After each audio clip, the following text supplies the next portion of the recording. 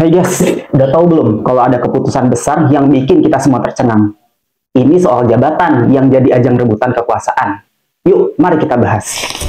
Kamis 19 September 2024, DPR RI resmi mengesahkan perubahan undang-undang tentang Kementerian Negara Indonesia.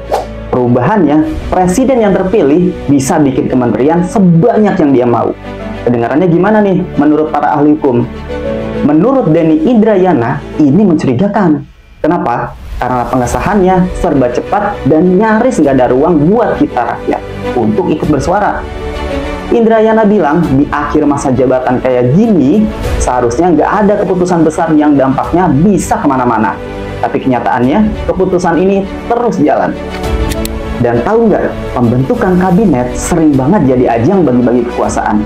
Apalagi partai-partai politik udah pada ngantri tuh minta jatah kursi menteri ke presiden terpilih Prabowo Subianto. Nah, masalahnya politik patronasi kayak gini bisa ngebebanin kita. Lihat aja deh, BUMN udah terjerat utang sampai 1.640 triliun. Ini juga membuka peluang korupsi untuk lebih luas lagi. Kalau kita lihat dari sudut pandang Islam, kekuasaan itu bukan jadi bancakan. You know kan bancakan? Makanan yang suka dibagi-bagi kalau lagi tahlilan. Tapi, kekuasaan itu adalah amanah.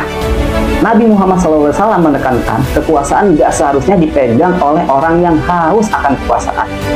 Untuk itu, bikin kekuasaan itu berkah, pemimpin harus kompeten, peduli sama rakyat, dan memegang teguh nilai-nilai syariah. Ini yang bisa bikin keadilan dan berkah pada semua masyarakat. Tapi kenyataannya, suara kita sering dilupakan, sementara pemimpin hidup dalam kemewahan. Banyak dari kita yang masih susah payah buat memenuhi kebutuhan sehari-hari. Kalau kalian gimana? Setuju nggak sama pendapat gue? Atau punya pendapat lain? Yuk silahkan tuliskan di kolom komentar. Jangan lupa like dan share video ini. See you next video.